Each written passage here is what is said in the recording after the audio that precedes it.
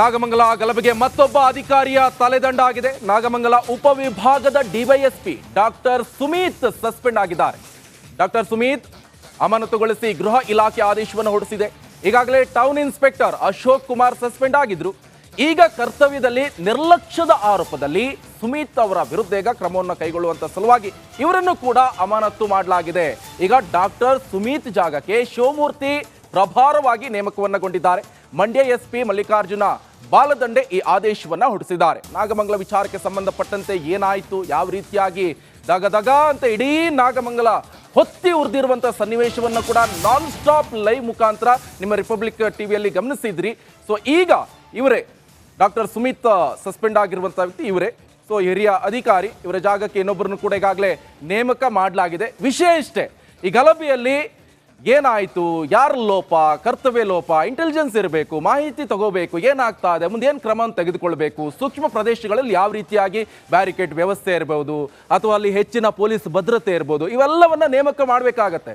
ಕೆಲವೊಂದು ಸಂದರ್ಭದಲ್ಲಿ ಯಾರೋ ಏನೋ ಮಾಹಿತಿಯನ್ನು ಕೊಡ್ತಾರೆ, ಈ ಥರ ಏನಾದರೂ ಒಂದು ಇಂಟೆಲಿಜೆನ್ಸ್ ಮುಖಾಂತರ ಕೊಡ್ತಾರೆ, ಇವರು ಅದಕ್ಕೆಲ್ಲ ಕ್ಯಾರೆ ಮಾಡಲ್ಲ, ಏನ್ರಿ ಅದೆಲ್ಲ ನಾವು ನೋಡ್ಕೊಳ್ತೀವಿ ಬಿಡ್ರಿ, ಆ ಥರ ಒಂದಿಷ್ಟು ಬೇಜವಾಬ್ದಾರಿ ವರ್ತನೆ ಇರ್ಬೋದು, ಮತ್ತೊಂದು ಮಗದೊಂದು. ಆದರೆ ಸರಿಯಾದ ಕ್ರಮವನ್ನು ತೆಗೆದುಕೊಂಡಿದ್ರೆ ಆ ಬ್ಯಾರಿಕೇಡ್ ವ್ಯವಸ್ಥೆ ಅಲ್ಲಿ ಏನಾದರೂ ಒಂದು ಮಾಹಿತಿ ಬಂದ ಸಂದರ್ಭದಲ್ಲಿ ಇಮಿಡಿಯೇಟ್ ಆಗಿ ಆಕ್ಷನ್ ಅನ್ನು ತೆಗೆದುಕೊಂಡಿದ್ರೆ ಈ ತರ ಆಗ್ತಾ ಇಲ್ಲ. ಆಯ್ತು ನೋಡಿ, ಈಗ ದೊಡ್ಡ ದೊಡ್ಡ ಹಿರಿಯ ಅಧಿಕಾರಿಗಳೇ ಸಸ್ಪೆಂಡ್ ಆಗ್ತಾ ಇದ್ದಾರೆ.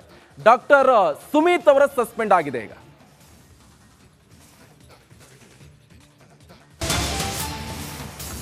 ನಾಗಮಂಗಲ ಗಲಭೆಗೆ ಮತ್ತೊಬ್ಬ ಅಧಿಕಾರಿಯ ತಲೆದಂಡ ಆಗಿದೆ. ನಾಗಮಂಗಲ ಉಪವಿಭಾಗದ ಡಿವೈಎಸ್ಪಿ ಡಾಕ್ಟರ್ ಸುಮಿತ್ ಸಸ್ಪೆಂಡ್ ಆಗಿದ್ದಾರೆ.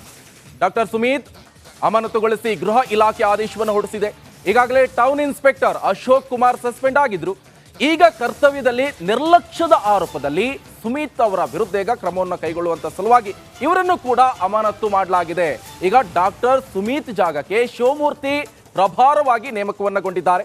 ಮಂಡ್ಯ ಎಸ್ಪಿ ಮಲ್ಲಿಕಾರ್ಜುನ ಬಾಲದಂಡೆ ಈ ಆದೇಶವನ್ನ ಹೊರಡಿಸಿದ್ದಾರೆ. ನಾಗಮಂಗಲ ವಿಚಾರಕ್ಕೆ ಸಂಬಂಧಪಟ್ಟಂತೆ ಏನಾಯಿತು, ಯಾವ ರೀತಿಯಾಗಿ ದಗದಗ ಅಂತ ಇಡೀ ನಾಗಮಂಗಲ ಹೊತ್ತಿ ಉರಿದಿರುವಂತಹ ಸನ್ನಿವೇಶವನ್ನು ಕೂಡ ನಾನ್ ಸ್ಟಾಪ್ ಲೈವ್ ಮುಖಾಂತರ ನಿಮ್ಮ ರಿಪಬ್ಲಿಕ್ ಟಿವಿಯಲ್ಲಿ ಗಮನಿಸಿದ್ರಿ.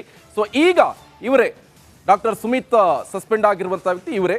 ಸೊ ಹಿರಿಯ ಅಧಿಕಾರಿ, ಇವರ ಜಾಗಕ್ಕೆ ಇನ್ನೊಬ್ಬರನ್ನು ಕೂಡ ಈಗಾಗಲೇ ನೇಮಕ ಮಾಡಲಾಗಿದೆ. ವಿಷಯ ಇಷ್ಟೇ, ಈ ಗಲಭೆಯಲ್ಲಿ ಏನಾಯಿತು, ಯಾರ ಲೋಪ, ಕರ್ತವ್ಯ ಲೋಪ, ಇಂಟೆಲಿಜೆನ್ಸ್ ಇರಬೇಕು, ಮಾಹಿತಿ ತಗೋಬೇಕು, ಏನಾಗ್ತಾ ಇದೆ, ಮುಂದೆ ಏನು ಕ್ರಮವನ್ನು ತೆಗೆದುಕೊಳ್ಬೇಕು, ಸೂಕ್ಷ್ಮ ಪ್ರದೇಶಗಳಲ್ಲಿ ಯಾವ ರೀತಿಯಾಗಿ ಬ್ಯಾರಿಕೇಡ್ ವ್ಯವಸ್ಥೆ ಇರಬಹುದು ಅಥವಾ ಅಲ್ಲಿ ಹೆಚ್ಚಿನ ಪೊಲೀಸ್ ಭದ್ರತೆ ಇರ್ಬೋದು, ಇವೆಲ್ಲವನ್ನ ನೇಮಕ ಮಾಡಬೇಕಾಗತ್ತೆ.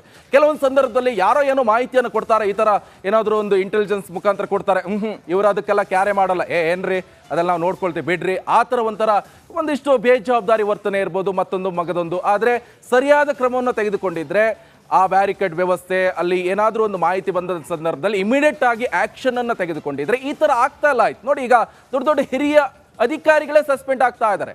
ಡಾಕ್ಟರ್ ಸುಮಿತ್ ಅವರ ಸಸ್ಪೆಂಡ್ ಆಗಿದೆ. ಈಗ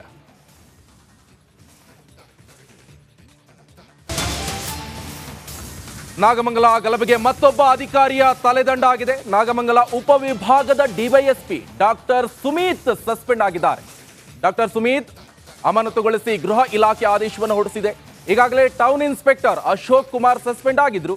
ಈಗ ಕರ್ತವ್ಯದಲ್ಲಿ ನಿರ್ಲಕ್ಷ್ಯದ ಆರೋಪದಲ್ಲಿ ಸುಮಿತ್ ಅವರ ವಿರುದ್ಧ ಈಗ ಕ್ರಮವನ್ನು ಕೈಗೊಳ್ಳುವಂತ ಸಲುವಾಗಿ ಇವರನ್ನು ಕೂಡ ಅಮಾನತು ಮಾಡಲಾಗಿದೆ. ಈಗ ಡಾಕ್ಟರ್ ಸುಮಿತ್ ಜಾಗಕ್ಕೆ ಶಿವಮೂರ್ತಿ ಪ್ರಭಾರವಾಗಿ ನೇಮಕವನ್ನಗೊಂಡಿದ್ದಾರೆ. ಮಂಡ್ಯ ಎಸ್ಪಿ ಮಲ್ಲಿಕಾರ್ಜುನ ಬಾಲದಂಡೆ ಈ ಆದೇಶವನ್ನ ಹೊರಡಿಸಿದ್ದಾರೆ. ನಾಗಮಂಗಲ ವಿಚಾರಕ್ಕೆ ಸಂಬಂಧಪಟ್ಟಂತೆ ಏನಾಯಿತು, ಯಾವ ರೀತಿಯಾಗಿ ದಗದಗ ಅಂತ ಇಡೀ ನಾಗಮಂಗಲ ಹೊತ್ತಿ ಉರಿದಿರುವಂತಹ ಸನ್ನಿವೇಶವನ್ನು ಕೂಡ ನಾನ್ ಸ್ಟಾಪ್ ಲೈವ್ ಮುಖಾಂತರ ನಿಮ್ಮ ರಿಪಬ್ಲಿಕ್ ಟಿವಿಯಲ್ಲಿ ಗಮನಿಸಿದ್ರಿ. ಸೊ ಈಗ ಇವರೇ ಡಾಕ್ಟರ್ ಸುಮಿತ್ ಸಸ್ಪೆಂಡ್ ಆಗಿರುವಂತಹ ವ್ಯಕ್ತಿ ಇವರೇ.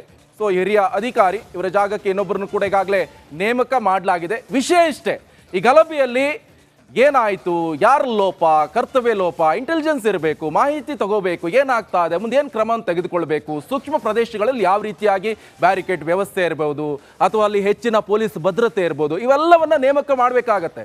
ಕೆಲವೊಂದು ಸಂದರ್ಭದಲ್ಲಿ ಯಾರೋ ಏನೋ ಮಾಹಿತಿಯನ್ನು ಕೊಡ್ತಾರೆ, ಈ ಥರ ಏನಾದರೂ ಒಂದು ಇಂಟೆಲಿಜೆನ್ಸ್ ಮುಖಾಂತರ ಕೊಡ್ತಾರೆ, ಇವರು ಅದಕ್ಕೆಲ್ಲ ಕ್ಯಾರೆ ಮಾಡಲ್ಲ, ಏನ್ರಿ ಅದೆಲ್ಲ ನಾವು ನೋಡ್ಕೊಳ್ತೀವಿ ಬಿಡ್ರಿ, ಆ ಥರ ಒಂದಿಷ್ಟು ಬೇಜವಾಬ್ದಾರಿ ವರ್ತನೆ ಇರ್ಬೋದು, ಮತ್ತೊಂದು ಮಗದೊಂದು. ಆದರೆ ಸರಿಯಾದ ಕ್ರಮವನ್ನು ತೆಗೆದುಕೊಂಡಿದ್ರೆ ಆ ಬ್ಯಾರಿಕೇಡ್ ವ್ಯವಸ್ಥೆ ಅಲ್ಲಿ ಏನಾದರೂ ಒಂದು ಮಾಹಿತಿ ಬಂದ ಸಂದರ್ಭದಲ್ಲಿ ಇಮಿಡಿಯೇಟ್ ಆಗಿ ಆಕ್ಷನ್ ಅನ್ನು ತೆಗೆದುಕೊಂಡಿದ್ರೆ ಈ ತರ ಆಗ್ತಾ ಇಲ್ಲ. ಆಯ್ತು ನೋಡಿ, ಈಗ ದೊಡ್ಡ ದೊಡ್ಡ ಹಿರಿಯ ಅಧಿಕಾರಿಗಳೇ ಸಸ್ಪೆಂಡ್ ಆಗ್ತಾ ಇದ್ದಾರೆ. ಡಾಕ್ಟರ್ ಸುಮಿತ್ ಅವರ ಸಸ್ಪೆಂಡ್ ಆಗಿದೆ. ಈಗ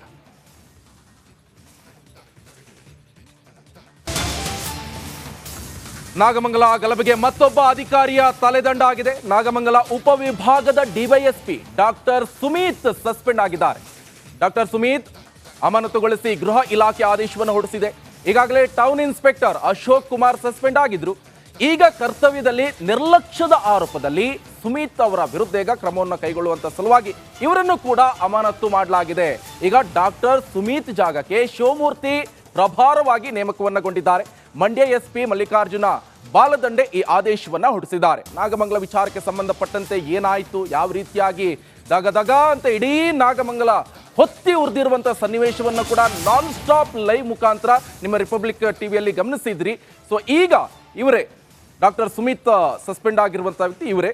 ಸೊ ಹಿರಿಯ ಅಧಿಕಾರಿ, ಇವರ ಜಾಗಕ್ಕೆ ಇನ್ನೊಬ್ಬರನ್ನು ಕೂಡ ಈಗಾಗಲೇ ನೇಮಕ ಮಾಡಲಾಗಿದೆ. ವಿಷಯ ಇಷ್ಟೇ, ಈ ಗಲಭೆಯಲ್ಲಿ ಏನಾಯಿತು, ಯಾರ ಲೋಪ, ಕರ್ತವ್ಯ ಲೋಪ, ಇಂಟೆಲಿಜೆನ್ಸ್ ಇರಬೇಕು, ಮಾಹಿತಿ ತಗೋಬೇಕು, ಏನಾಗ್ತಾ ಇದೆ, ಮುಂದೆ ಏನು ಕ್ರಮ ತೆಗೆದುಕೊಳ್ಬೇಕು, ಸೂಕ್ಷ್ಮ ಪ್ರದೇಶಗಳಲ್ಲಿ ಯಾವ ರೀತಿಯಾಗಿ ಬ್ಯಾರಿಕೇಡ್ ವ್ಯವಸ್ಥೆ ಇರಬಹುದು ಅಥವಾ ಅಲ್ಲಿ ಹೆಚ್ಚಿನ ಪೊಲೀಸ್ ಭದ್ರತೆ ಇರ್ಬೋದು, ಇವೆಲ್ಲವನ್ನ ನೇಮಕ ಮಾಡಬೇಕಾಗತ್ತೆ.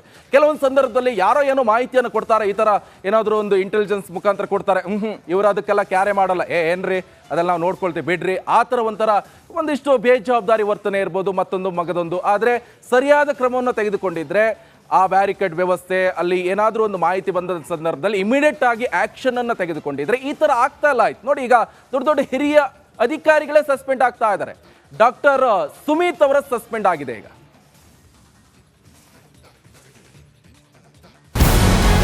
ನಮಸ್ಕಾರ, ಕರ್ನಾಟಕ ಪ್ರೈಮ್ ಟೈಮ್ಗೆ ಸ್ವಾಗತ. ನಾನು ಜಯಪ್ರಕಾಶ್ ಶೆಟ್ಟಿ.